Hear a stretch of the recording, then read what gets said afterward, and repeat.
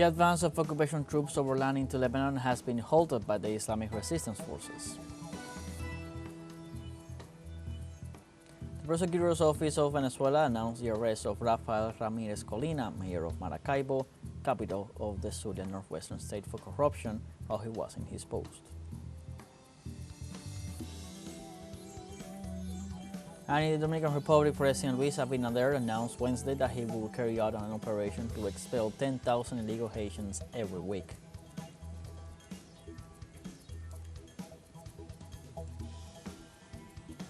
Hello, welcome from the South. I'm Luis Alberto Matos from the teleSUR studios in Havana, Cuba. We begin with the news.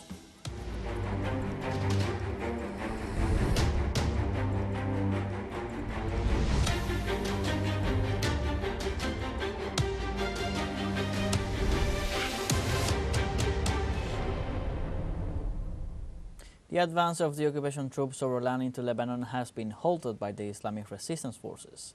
In this context, Hezbollah's artillery hit the Zionist troop station between Stula and Rahib shortly after it launched rocket attacks at Israeli bases near the Adamite settlements, with 2 Berkan missiles hitting close to the Rahib military site. This way, the Lebanese resistance confirmed 7 different strikes that have been able to stop the advances of the Israeli forces in the southern region. For their part, the Zionist occupiers' aircraft dropped bombs on residential neighborhoods of Beirut. The Lebanese government denounced before the Arab League the Israeli escalation of violence against its country and the region. Precisely, the Lebanese permanent representative Ali Hassan al-Halabi held Israel accountable for the war tensions in the region as the occupation violates all international resolutions. Furthermore, during the emergency meeting of the group's council, al-Halabi called for the activation of international mechanisms to condemn Israel for its flagrant and systematic violation of international resolutions and laws. The brutal Israeli aggression has left over 2,000 deaths and over 10,000 injured civilians, in addition to forcing the displacement of over 1.2 million Lebanese, that is, a quarter of the population, to various areas of Lebanon. Some of them cannot find shelter and are sleeping in the outdoors, leaving children, women and the elderly exposed to the Israeli genocidal attacks. The blatant Israeli offensive reaches the level of crimes against humanity, and it is described as a violation of humanitarian ethics and principles. On his speech, the Assistant Secretary General of the Arab League, Hossam Saki, reiterated his warning of Israeli plans for escalating conflicts in the region. The Arab League and its member states have been separately warning for months of the impending risks of a regional war, the consequences of which won't be alien to any of the sides. And today we find ourselves on the brink of it due to the arrogance and recklessness of the Israeli occupying leadership, which insists on setting fires in the region, and it does not stop at its crimes, as Israel continues to commit crimes in Gaza. And now the Zionist regime wants to replicate the brutal scenario in Lebanon with total impunity, backed by the world's inability to prevent its criminal behavior, which violates legal, humanitarian and moral regulations. And UN Secretary General Antonio Guterres confirmed that the United Nations peacekeeping forces for Lebanon remain in the country despite Israel's demands for their withdrawal. According to the Secretary's office, the Zionist government demanded the withdrawal of the peacekeepers from positions near the Blue Line, the de facto border between Lebanon and Israel, claiming that they were trying to protect the UN forces. However, the UN has taken both operational and political decisions to stay. And Israel published on Thursday a report of the Iranian bombardment in response to the martyrdom of Hassan Nasrallah, acknowledging that 180 missiles hit the territory. This was the Zionist regime claim that the damage caused to military bases was minor, while satellite images distributed by Middle Eastern agencies indicate the opposite. In addition, Israel warned that it is preparing a forceful response and seeking alliances in Europe. In this context, Washington has asked Tel Aviv to limit its response to Iran, while in Tehran, the Foreign Ministry has summoned the accredited diplomatic missions to explain in detail the attack on Israeli objective.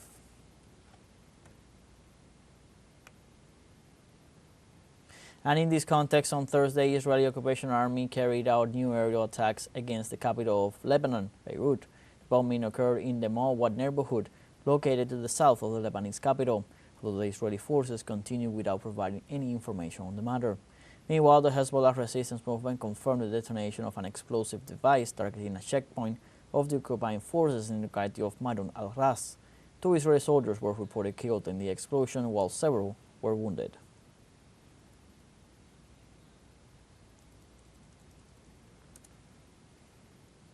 And the Israeli genocidal forces committed 8 massacres during the last 24 hours against families in the Gaza Strip.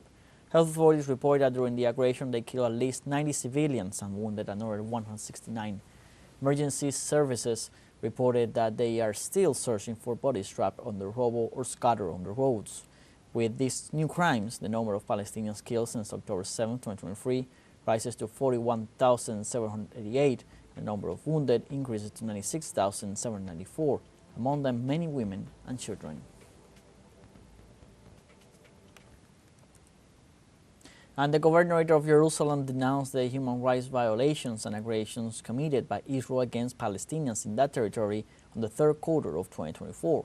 The Governorate gave its account, reporting dozens of Palestinians killed, 304 arrested, and the incursion of 16,138 settlers in the Al-Aqsa Mosque on this term.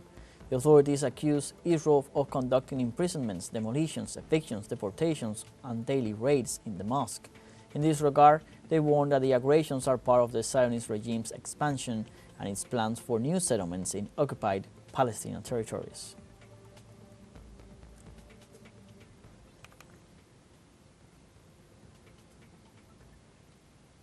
Meanwhile, in Cuba, youth are leading a national campaign in solidarity with the Palestinian cause and to denounce the genocide the Israeli regime is committing on the territory. The initiative will last until October 7th, a date that marks 1 year since the start of the Zionist onslaught against the Gaza Strip that has cost the lives of more than 41,000 people. The call, launched on Monday by the Union of Young Communists of Cuba, urges young people not to remain indifferent and unite in defense of life.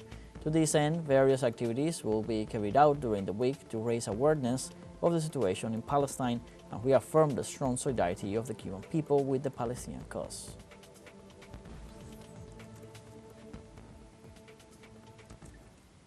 And on Thursday, the Russian Defense Ministry shot down 113 Ukrainian drones in 4 regions in the southwest of the country.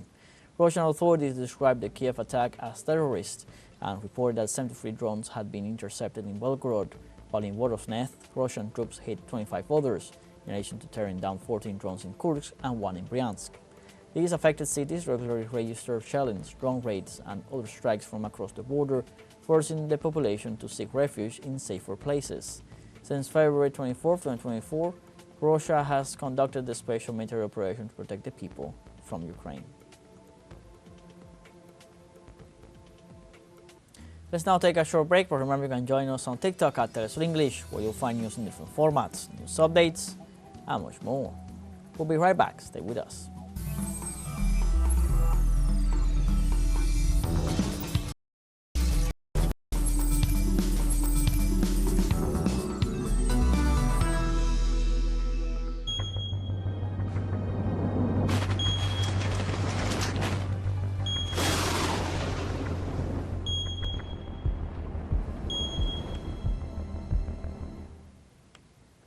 Welcome back. In China, Typhoon Krathon's downpours trigger flash floods and landslides in the port city of Kaohsiung in southern Taiwan. The weather event made landfall in the locality, bringing about 2 deaths and 123 injured, in addition to roads blocked by falling trees and flooding. Likewise, meteorological agency forecasted that Krathon could degrade to a tropical depression during its transit towards the north of the region. Therefore, local authorities suspended academic and work activities as a precautionary measure.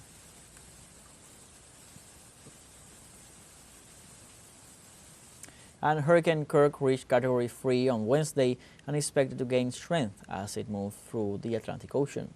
In its latest report, the United States National Hurricane Center registered the storm moving at 17 kilometers per hour at about 1,820 kilometers east-northeast of the Leeward Islands in the Lesser Antilles. The institution also noted that storm surge from Kirk could affect Bermuda and east coast of the U.S. and the Bahamas by the weekend. So far, no warnings or alerts have been issued for coastal areas, and it poses no threat to the mainland.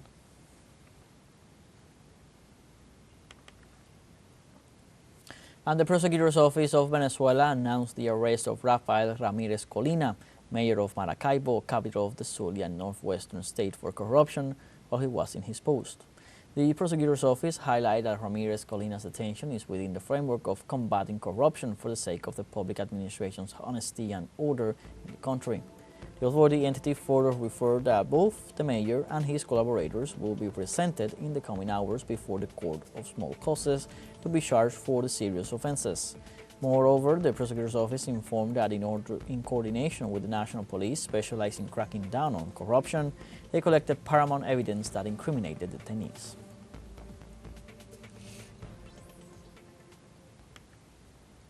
And regarding the arrest, the first vice president of the United Socialist Party of Venezuela, Diosdado Cabello, provided details on information obtained from the detainees themselves. Some people were arrested in the Zulia state. They have already come out to defend them. They will regret having defended them when the truth comes out, but they will regret it badly, because each detainee is letting the cat out of the bag, so each of them knows how the process is, and it is an operation against corruption. They know, so they are demanding the immediate release of the alleged invincible fighter Rafael Ramirez, the mayor of Maracaibo. If I were them, I would not do anything like that. I would not do any of it because they're getting deep into the mud. Lots of people are getting into the mud, and they would be better off if they kept quiet, as it's very hard for you to hear this. How is it possible that wherever they go they steal in a shameless and vulgar way? And it is a society of accomplices. It is not that they steal for this. Everybody steals there, everybody. And they use these mayorships not only as petty cash, but also as big cash. And the Humanitarian Legal Assistance NGO of El Salvador launched a campaign to demand the government proof of life of thousands of people detained by the emergency regime pursued by President Nayib Bukele. As part of the assistance provided to the families of isolated detainees, the NGO requested judges to order a medical examination in prisons. So far, the police have incarcerated over 81,900 people. Therefore, humanitarian entities describe many of their arrests as arbitrary and illegal. In addition, they denounced death and serious injuries, assuring that Bukele is setting a fake security model. The unconstitutional President Nayib Bukele, let's say something important about him. He went there to the United Nations to lie. That is the truth. The unconstitutional President Nayib Bukele went to the United Nations to lie. Why do I say he was lying? Because he dared to say that human rights are respected here in El Salvador, which, first of all, is not true. Here, there are thousands of innocent people who are being processed unfairly for 30 months already in 5 prisons.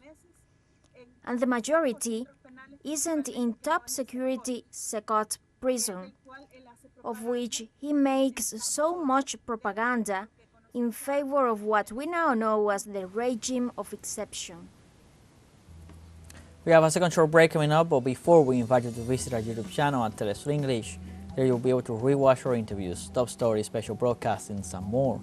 Hit the subscribe button and activate the notification bell to stay up to date on the world's most recent events. Found your break, don't go away.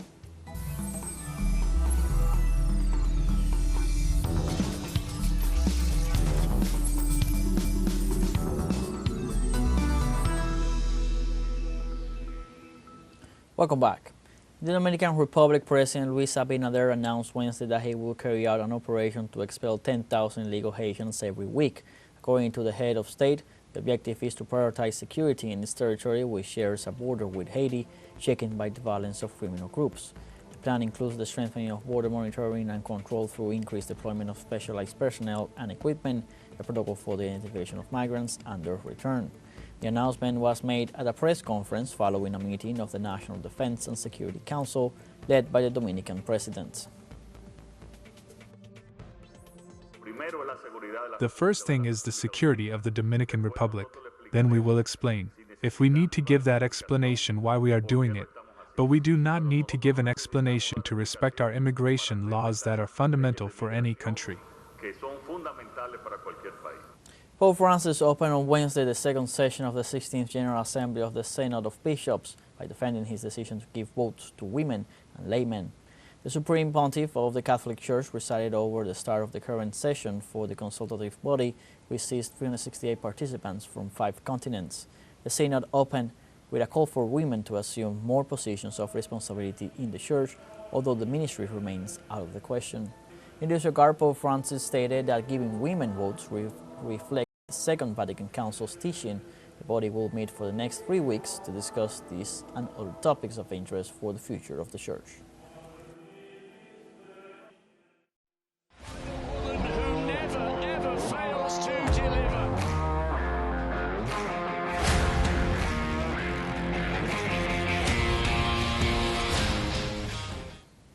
And Chile decided to apply to the International Olympic Committee to host the Olympic Games in 2036. Let's see.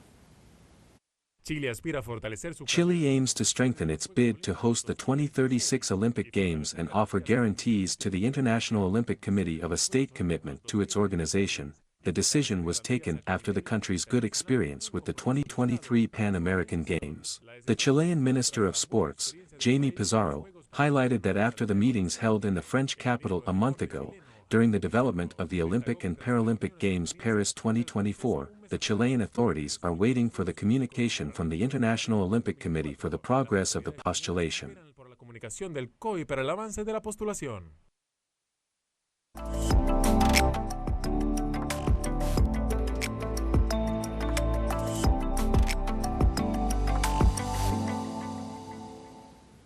And in Saudi Arabia, we will discover Al-Faw, a city lost in time buried under the sands of the desert that holds secrets of ancient civilizations. An archaeological gem located at the intersection of Wadi ad-Dawasir and the Tuwaiq Cliff in the heart of Saudi Arabia that has been a key trading center since the Sumerian era. Because of its strategic location in Mesopotamia, it became a meeting point for cultures such as Akkadians, Babylonians, Persians, Greeks, Romans, Arabs, and Ottomans. Each of these civilizations left their mark in architecture, art, and daily life. Recent excavations have revealed palaces, temples, and artifacts that transport us to a rich and complex past. This place is more than ruins. It is a window into millennia of human history. Más que ruinas, es una ventana a milenios de historia humana. Sus vestigios conectan a los habitantes actuales. Its vestiges connect today's inhabitants with their ancestral roots, strengthening the sense of community and belonging. Extreme weather conditions, erosion, and the passage of time threaten this priceless heritage, but archaeologists and conservators work tirelessly to protect this treasure and pass it on to future generations. Incansablemente para proteger este tesoro y transmitirlo a las futuras generaciones. En la actualidad, Al-Faw se encuentra. Al-Faw is currently at the center of an ambitious restoration and enhancement project. Thanks to the efforts of archaeologists, historians, and volunteers, this treasure of humanity is being revealed to the world, with its recent inscription on UNESCO's World Heritage List, giving recognition to its universal importance and a call to the international community to protect this unique legacy. A la comunidad internacional para proteger este legado único.